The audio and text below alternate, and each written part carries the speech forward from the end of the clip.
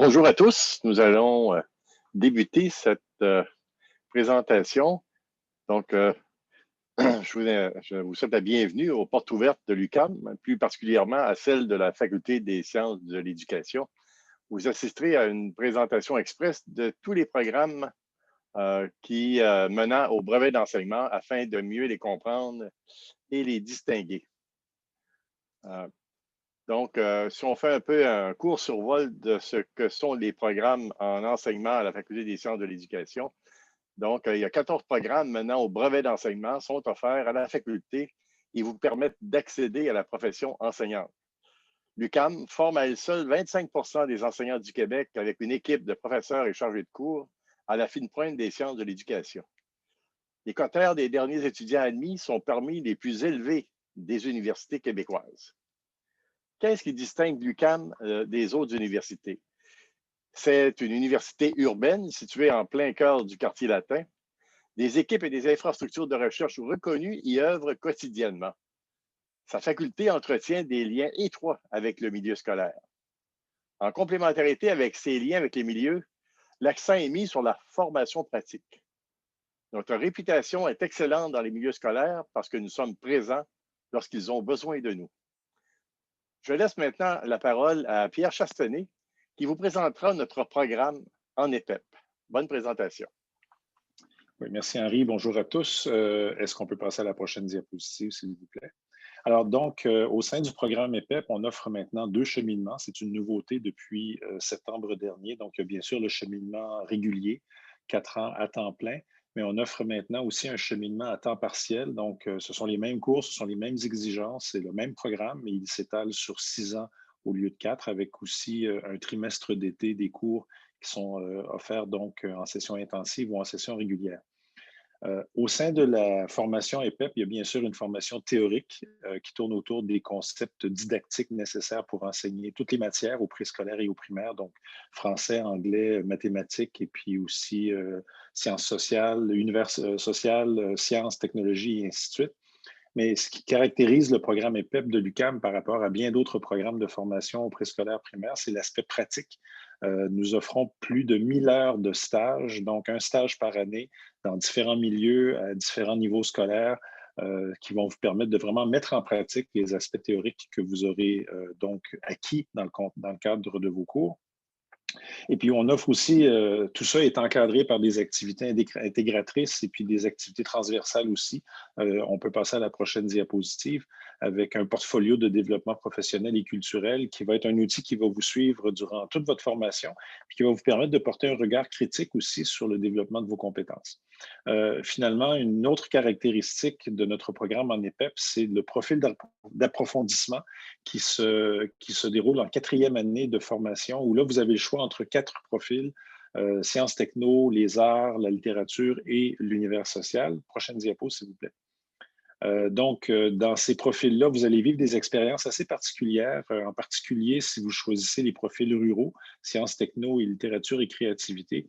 Évidemment, lorsqu'il n'y a pas de pandémie, on s'en va dans la nature, on s'en va passer un week-end tous ensemble où on fait des activités scientifiques ou des activités de création. Les profils urbains demeurent à Montréal, mais explorent la ville comme vous ne l'avez peut-être jamais vu dans le contexte d'activités artistiques ou d'activités pour découvrir les aspects historiques et sociaux de la ville de Montréal. Prochaine diapo, s'il vous plaît. Donc, ce qui est particulier en EPEP à l'UQAM, c'est qu'on offre différentes modalités de stage. Alors, le stage 3, par exemple, en 3e année, peut être fait hors Québec. On offre aussi des stages en région éloignée et on est en train de réfléchir à la possibilité d'avoir des contacts plus approfondis avec des commissions scolaires autochtones, ce qui fait que ça serait une expérience absolument extraordinaire à vivre pour nos stagiaires. Et puis, le stage 4 aussi en EPEP peut être fait, réalisé en situation d'emploi, ce qui est une possibilité intéressante là, pour les gens qui veulent s'intégrer dans le milieu d'enseignement rapidement.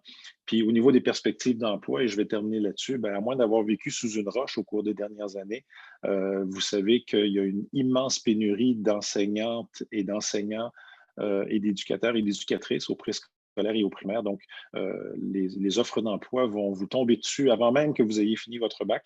Et puis aussi, une chose intéressante à noter, c'est que le brevet permet d'aller enseigner dans les provinces canadiennes grâce à des ententes entre les différents ministères de l'éducation provinciaux. Alors, j'arrête là-dessus. Je vous remercie de votre attention, puis j'espère vous croiser dans nos cours en EPEP à l'UQAM dès septembre 2021. Au revoir. Alors, bonjour, Nathalie Prévost, je suis directrice du baccalauréat en enseignement en adaptation scolaire et sociale. Alors, ça me fait plaisir de vous rencontrer aujourd'hui. L'une des questions, juste avant Julien Pierre, l'une des questions qui nous est souvent posée en adaptation scolaire, c'est on s'intéresse à quoi en adaptation scolaire? Bien, en fait, j'ai choisi une illustration d'Élise Gravel pour bien le représenter. Alors, nous, on s'intéresse à la diversité. Alors, à la diversité des profils apprenants. Alors, on peut changer, Julien Pierre. Alors, enseigner l'adaptation scolaire et sociale, c'est bien sûr un travail avec des élèves qui ont des besoins particuliers de soutien. Alors, parce qu'ils présentent des difficultés d'apprentissage ou de comportement, parce qu'ils ont des troubles du langage, troubles du spectre de l'autisme ou encore des déficiences. Quand on fait le bac en adaptation scolaire et sociale, on peut également être orthopédagogue, titulaire d'une classe spéciale, enseignante ressource. Et bien sûr, très important, il faut avoir envie de collaborer avec d'autres experts, techniciens, psychologues, orthophonistes, psychoéducateurs, travailleurs sociaux, parents. Comme je viens de le dire précédemment, on s'adresse à une diversité de profils d'apprenants. Donc, il faut vraiment travailler en équipe pour être en mesure de répondre à leurs nombreux besoins.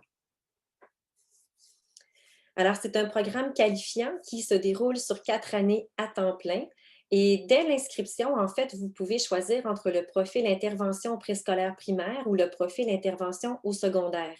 Et ce choix de profil fera également en sorte que les cours que vous aurez pendant les 4 années seront axés et bien sûr sur votre profil. Donc, si vous désirez travailler avec des enfants âgés entre 5 et 12 ans au primaire ou avec des enfants plus de 12 ans secondaire et voire même population adulte. C'est une formation qui mise également sur la pratique. Alors, on offre 850 heures de pratique en milieu scolaire, des stages, bien sûr, qui sont répartis sur 4 stages à raison d'un stage par année. Le premier stage est vraiment un stage qui vous permet de découvrir un peu la réalité scolaire et en classe ordinaire, donc voir un peu ce que c'est le monde scolaire. Et bien sûr, là, on vous accompagne pour que vous soyez en mesure, lors de votre dernier stage, de vraiment prendre en charge une classe qui relève de l'adaptation scolaire, orthopédagogie, classe ressources ou autre. Donc, c'est vraiment dans ce souci-là qu'on vous accompagne. Et bien sûr, il est possible au stage 4 d'effectuer un stage en situation d'emploi selon, bien sûr, selon certains critères. Également, le programme bénéficie d'un corps professoral reconnu dans le milieu de la recherche. Alors, il y a plusieurs groupes de recherche qui alimentent les cours qui vous sont proposés, notamment la chaire de recherche de Robert Chetoyenne sur la prévention avec la professeure France Capuano. On a également le groupe de recherche GEMAS qui étudie l'enseignement des mathématiques en adaptation scolaire. On a le groupe ADEL qui s'intéresse aux difficultés en lecture-écriture et le laboratoire de neurosciences éducationnelles. Et bien sûr, à tous ces groupes de recherche, là, vous voyez toutes les autres thématiques qui sont étudiées et sont examinées par l'équipe professorale qui intervient au sein de notre programme. Également, dans le programme, on mise beaucoup sur des expériences dans la communauté. Donc, on veut proposer différentes occasions d'expérience aux étudiants. Donc, en voici 3 exemples. Alors, il y a le camp de jour UQAM en milieu urbain multiculturel. En fait, c'est un camp qui permet à des élèves qui habitent près de l'UQAM, souvent qui ont des situations plus précaires et qui présentent des difficultés d'apprentissage en français ou en mathématiques.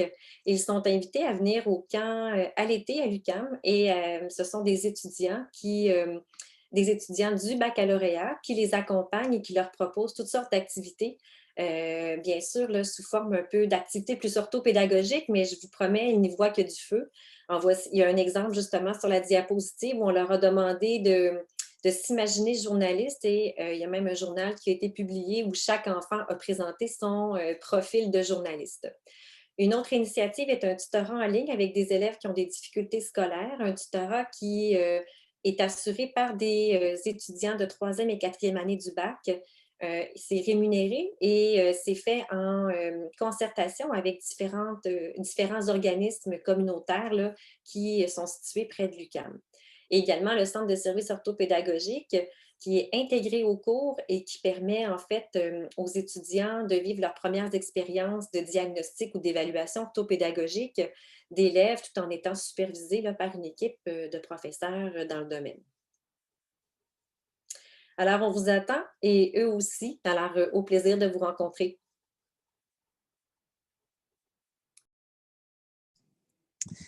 Bonjour à toutes et à tous. Donc, je suis Julia Poyer, directrice du baccalauréat en enseignement au secondaire. Julien Pierre, s'il te plaît. Donc, la première question que je vous poserai, en fait, c'est quel est le public auquel vous souhaitez vous adresser? Vous souhaitez être enseignant, enseignante. Si vous fermez les yeux un instant et que vous vous projetez dans quelques années dans une classe, qui avez-vous en face de vous quand vous réouvrez les yeux? Est-ce que ce sont donc, on va dire, des enfants? Je vais les séparer de cette façon-là. Donc, des petits bouts de chou avec une tête sympathique qui parfois vont vous dire « Madame, il a copié sur moi, etc. etc. » ou des adolescents qui parfois, il va falloir un petit peu plus remotiver. Quoi qu'il en soit, ce sont des profils d'apprenants et d'apprenantes fort passionnants, qu'ils soient avec des besoins particuliers comme en adaptation scolaire ou des enfants du primaire ou des adolescents et des adolescentes. On sait que ce qui fait la différence, c'est vous. Donc, finalement, ça vous revient de faire en sorte que ces apprenants et ces apprenantes aient envie d'apprendre. Diapositive suivante, s'il vous plaît. Si vous vous intéressez au primaire, effectivement, vous serez ce qu'on appelle des généralistes. Donc, mon collègue Pierre Chastenay vous a bien expliqué il y a quelques minutes que vous allez donc enseigner les mathématiques, le français, les sciences et technologies, l'univers social, etc. Au secondaire, en revanche, c'est là toute notre différence, nous formons des spécialistes d'une matière. Donc, exemple, nous formons des spécialistes en français qui vont enseigner le français ou l'univers social, etc. Donc, c'est une différence fondamentale déjà des programmes. La diapositive suivante, s'il vous plaît. Alors, évidemment, à l'heure actuelle, il y a deux profils aussi de futurs enseignants ou enseignantes au secondaire. Si vous avez un baccalauréat ou plus, écoutez ma présentation, mais celle qui vous intéressera sera peut-être davantage celle qui va suivre, celle de la maîtrise en enseignement au secondaire. Si, en revanche, vous arrivez avec un DEC ou quelques cours universitaires qui vous permettraient d'être admise ou admis sur base universitaire, alors effectivement, c'est le baccalauréat en enseignement secondaire qui va vous intéresser. On continue donc avec le BES. Le BES, qu'est-ce que c'est? Un petit peu comme les programmes qui viennent d'être présentés, c'est un programme en 4 ans. Nous n'avons pas encore un temps partiel à 6 ans. Donc, c'est un programme de 4 ans à temps complet avec des sessions d'automne et d'hiver. Parfois, vous pouvez prendre des cours d'été qui vous permettent d'alléger les sessions d'automne et d'hiver, mais le programme est prévu sur des sessions d'automne et d'hiver. C'est un programme de 120 crédits et il y a aussi 4 stages, comme les autres programmes qui viennent d'être présentés, un stage par an. Et puis, vous aurez à choisir une branche, une concentration. Donc, si on considère le BES comme un arbre, il y a un certain nombre de choses qui sont communes en fonction donc, qui rassemblent finalement tous les étudiants et étudiantes de l'ensemble des concentrations. Puis il y a des choses qui vont être spécifiques à chacune de ces concentrations. Donc, par exemple, toutes les concentrations doivent vivre des stages qui vont avoir les mêmes modalités. Mais si vous êtes en français, vous allez faire des stages en français. Si vous êtes en mathématiques, vous allez faire des stages en mathématiques, évidemment. Et puis, vous allez aussi vous retrouver, quelle que soit votre concentration, dans des cours dits de tronc commun, des cours, on va dire, généralistes, de didactique générale, l'évaluation, etc. En revanche, donc, selon la concentration que vous allez choisir, la branche que vous allez choisir, vous allez avoir donc, des cours plus spécifiques de didactique disciplinaire. Donc, par exemple, si vous êtes en univers social, des cours de didactique de la géographie, des cours de didactique de l'histoire, des cours dits disciplinaires. Donc, si je reprends l'exemple de l'univers social, des cours d'histoire, des cours de géographie et des stages dits disciplinaires. Donc, comme je l'ai évoqué tout à l'heure, des stages en univers social, pas en français, si vous êtes inscrit dans la concentration univers social. Diapositive suivante, s'il vous plaît. Ah, non, j'en avais encore une. Bon, tant pis, ça ira comme ça. Et je laisse donc la parole à ma collègue qui présente la maîtrise en enseignement au secondaire. Merci. Alors, ma collègue Julia a permis de bien mettre la table pour présenter la maîtrise en enseignement. Alors, si on peut mettre la prochaine diapo, s'il vous plaît. Donc, vous l'aurez compris que la maîtrise en enseignement suit un peu la même structure que le BES, mais quand même des particularités. Premièrement, ce programme-là s'adresse à des gens qui ont une formation disciplinaire, donc 45 crédits au minimum, dans la discipline liée à la discipline qui sera enseignée au secondaire. Par exemple, un bac en études littéraires, voire même une maîtrise en études littéraires pour ensuite enseigner le français au secondaire. Un bac en mathématiques pour ensuite enseigner les maths au secondaire. Donc, on demande 45 crédits de formation disciplinaire. Il n'y a aucune admission sur la base de l'expérience. Notre programme permet d'enseigner au secondaire ou à la formation générale des adultes. L'offre de cours est à temps partiel, ce qui facilite la conciliation travail-études, et la majorité de nos cours sont offerts à la session d'automne-d'hiver, le soir, quelquefois la fin de semaine, et quelquefois il est possible de prendre des cours l'été. Il y a 5 concentrations: mathématiques, sciences et technologies, sciences humaines, univers social, français langue première, et uniquement pour la formation générale des adultes, il y a également le français langue seconde ou la francisation. Il y a également des stages pour la messe, c'est 3 stages qui doivent être faits à temps plein dans une période déterminée, ou alors si vous êtes en lien d'emploi dans une école, dans la discipline dans laquelle vous allez enseigner, il sera possible de faire des pratiques supervisées, donc il y a 2 pratiques supervisées à faire. Et c'est tout pour mon programme.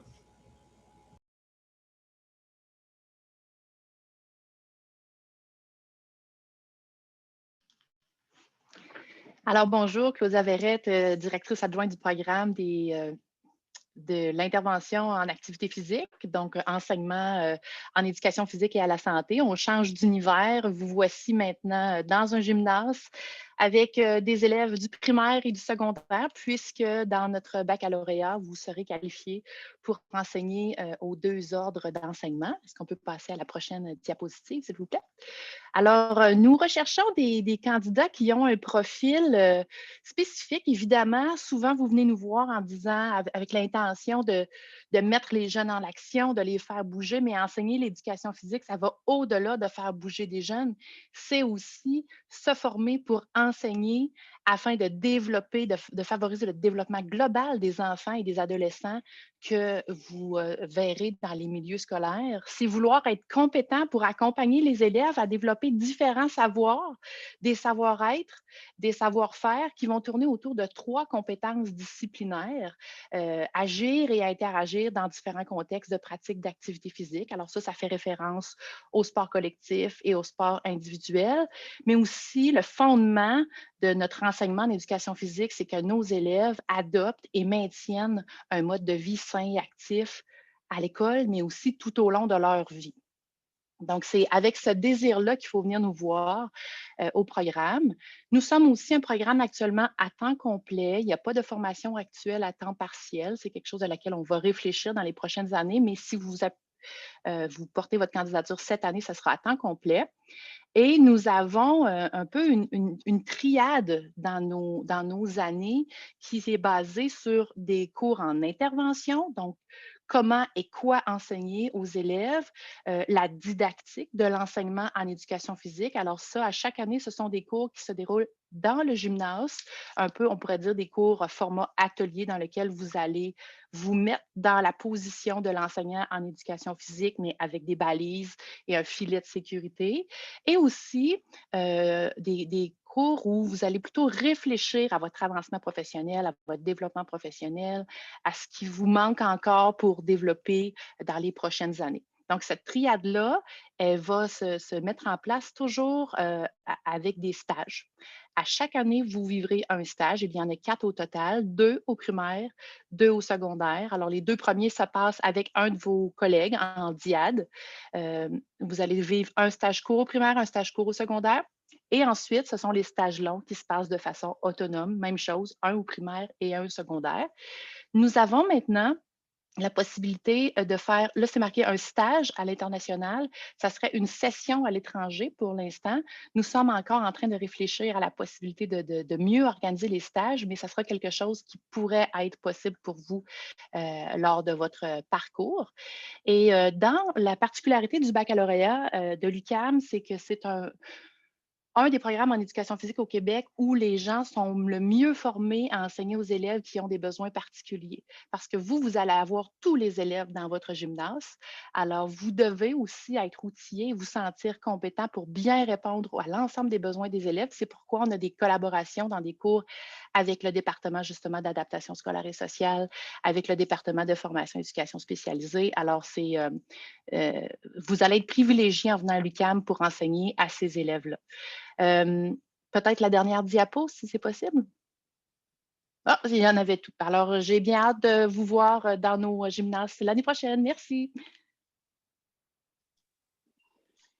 Alors, bonjour, moi je suis Andréane Gagné, je suis la directrice des programmes de baccalauréat en enseignement des langues secondes. Ça me fait plaisir de vous parler aujourd'hui. En fait, les programmes de baccalauréat en langue seconde, il y en a 2 qui existent, il y a en français et en anglais. Et si aujourd'hui vous hésitez, l'aspect diversité vous intéresse, en adaptation scolaire, l'aspect, quand vous fermez les yeux, comme le proposait Julia, vous vous imaginez tantôt primaire, tantôt secondaire, puis quand vous entendez parler d'éducation physique, quand vous entendrez parler plus tard de musique, ben, vous vous verriez aussi spécialiste d'un domaine. Ben, les baccalauréats en langue seconde, c'est pour vous parce qu'on est un peu de tout ça.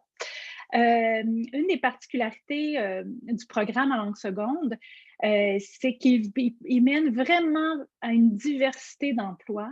On peut changer de diapo. Oui, donc, par exemple, en enseignement du français langue seconde, vous pourriez être employé des commissions scolaires francophones.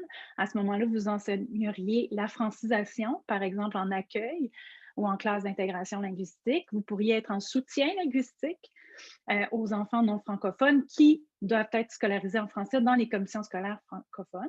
Vous pourriez, si vous êtes embauché par des commissions scolaires anglophones, vous pourriez être enseignant d'immersion. À ce moment-là, vous seriez titulaire de classe. Vous pourriez être titulaire de classe au primaire ou au secondaire. Vous pourriez aussi, en français langue seconde, si je reviens à la diapo précédente, vous pourriez aussi enseigner aux adultes en francisation adulte.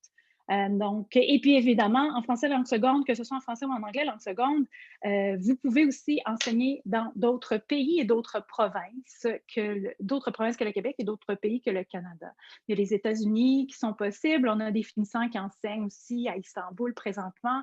On a des finissants qui enseignent en Europe.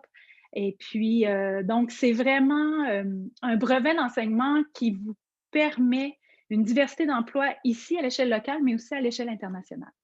Donc, on peut regarder maintenant, si vous choisissez le baccalauréat en anglais langue seconde, bien là, à ce moment-là, vous allez avoir un profil plutôt spécialiste. C'est-à-dire que vous pourriez être spécialiste de l'anglais langue seconde au primaire ou au secondaire, ou vous pourriez enseigner l'anglais dans des cégeps, les universités, dans les écoles de langue, que ce soit effectivement dans les cégeps universités ou dans des écoles privées, comme il y en a plusieurs partout dans le monde. Alors, on va passer à la diapo suivante, s'il vous plaît. Donc, nous aussi, c'est un programme qui est à 4 ans à temps complet. Les 4 années sont ponctuées par autant de stages. Donc, le premier stage, c'est une observation. Cette observation-là est au secondaire. Le stage 2, c'est sûr qu'on va essayer, par les stages, on va essayer de vous faire expérimenter différentes situations professionnelles. Donc, le stage 2 est au primaire, le stage 3 au secondaire. Et le stage 4 peut être au primaire, au secondaire, aux adultes ou hors Québec.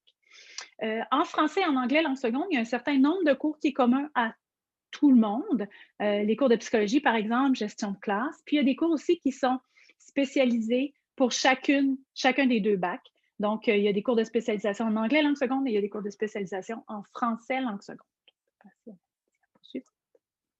Donc, pour être admis, évidemment, puisqu'on enseigne les langues, bien, il faut démontrer un niveau suffisant en français. Même si vous êtes au baccalauréat en anglais langue seconde, il faut démontrer un niveau suffisant en français parce que les cours du tronc commun seront en français. Donc, pour démontrer un niveau suffisant en français, si vous avez fait, par exemple, un cégep en français ou si vous avez fait votre scolarité primaire, secondaire en français, ça va, la compétence est démontrée. Pour l'anglais langue seconde, vous devez aussi démontrer une connaissance suffisante de l'anglais parce que vous allez l'enseigner. Donc, il y a des tests qui sont à l'oral. Cette année, en raison du COVID, il n'y a pas de test à l'écrit. On ne fait que le test à l'oral et sont exemptés du test à l'oral tous les étudiants qui ont été ou scolarisés en anglais ou suivis une année dans une université anglophone, par exemple McGill, Concordia. Si vous avez fait une année de scolarité là-bas, vous êtes exempté aussi du test d'anglais. Pour le programme en français langue seconde, il faut aussi démontrer un niveau de connaissance suffisant en français.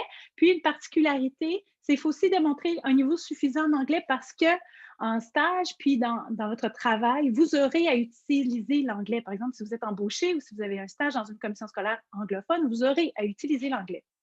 Donc, vous devez démontrer un niveau suffisant en anglais. On parle d'un niveau fonctionnel. Par exemple, tous ceux d'entre vous qui avaient un cégep, même si vous l'avez, un cégep que vous avez fait en français, mais vous avez suivi les cours d'anglais, ça va vous démontrer un niveau de connaissance suffisante en anglais. Il n'y a pas d'autres examens à passer que votre DEC.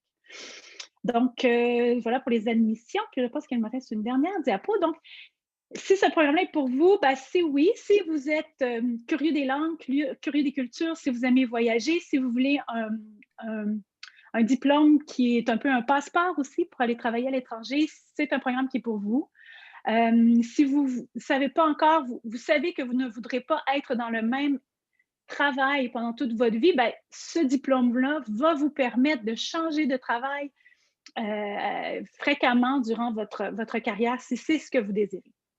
Finalement, si vous avez des questions par rapport au programme, je vais écrire ici l'adresse de notre... je vais l'écrire dans le conversé. Si vous avez des questions supplémentaires sur le programme, vous pouvez écrire à anslang@uqam.ca. C'est au bout du clic, ce sera notre gestionnaire au dossier des étudiants qui pourra vous répondre. Et puis, si elle ne connaît pas les réponses, elle va me faire suivre les questions. Donc, si vous voulez poursuivre la conversation, je vous invite à communiquer avec Mme Beffort ou moi-même à l'adresse dans le conversé. Merci beaucoup. Eh bien, bonjour à toutes et à tous. Pour ma part, je vais vous présenter les programmes de formation à l'enseignement des arts. Vous savez que 4 disciplines artistiques peuvent être enseignées dans les écoles, donc l'art dramatique, les arts plastiques, la danse et la musique. Et l'UQAM est la seule université québécoise à offrir la formation dans ces 4 disciplines, autant au baccalauréat qu'à la maîtrise. Alors, prochaine diapositive. Si vous êtes intéressé par l'enseignement d'une de ces disciplines, vous pouvez donc choisir le programme qui vous conviendra le mieux et qui vous conduira à l'obtention d'un brevet d'enseignement valide pour le préscolaire, le primaire et le secondaire. C'est donc un brevet qui offre beaucoup de possibilités d'insertion professionnelle dans le milieu scolaire. Au baccalauréat, les programmes visent à la fois le développement des compétences dans une discipline artistique et le développement des compétences pour enseigner cette discipline. Alors, vous avez un bloc de formation de près de 50% qui concerne la discipline artistique. Là, vous voyez des exemples à l'écran. Vous avez également un bloc de formation qui concerne la didactique et la psychopédagogie relative à l'enseignement de votre discipline artistique. Et comme dans tous les autres programmes de formation en enseignement au baccalauréat, donc 4 stages de formation pratique en milieu scolaire. Vous avez également un certain nombre de cours au choix qui vous permet donc de personnaliser votre formation là, en fonction de vos intérêts. Si vous possédez déjà un baccalauréat dans une des 4 disciplines artistiques, bien là, vous pourriez être intéressé par la maîtrise en enseignement des arts.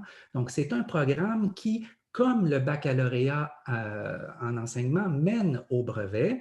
Et là, au lieu de faire un deuxième baccalauréat, bien là, vous vous concentrez sur la formation pédagogique et vous obtenez en plus un diplôme de 2e cycle. Alors, ce programme est très intéressant parce qu'il vous permet d'étudier tout en occupant un emploi en milieu scolaire parce qu'on offre des cours du soir et des cours de fin de semaine et parfois même des cours intensifs durant l'été alors que vous n'êtes pas à l'école. Prochaine diapositive. Tous nos programmes visent la formation de véritables artistes pédagogues, donc des enseignants qui maîtrisent leur discipline artistique. Et l'essentiel de la formation s'effectue à la Faculté des arts, dans les locaux spécialisés, par exemple, du département de musique, du département de danse, de l'École des arts visuels et médiatiques ou encore de l'École supérieure de théâtre. Et pour votre information, bien, la Faculté des arts de l'UQAM, c'est la plus importante faculté des arts francophones en Amérique, une des plus importantes au Canada, avec plus de 50 programmes de premier cycle et de cycle supérieur, 160 professeurs, 400 chargés de cours et plus de 3500 étudiants. Et en ce qui concerne spécifiquement la formation à l'enseignement, ben, celle-ci est assurée par une équipe d'enseignants et de chercheurs qui possèdent une solide expérience du milieu scolaire. Alors, vous le savez, présentement, les perspectives d'emploi sont exceptionnelles.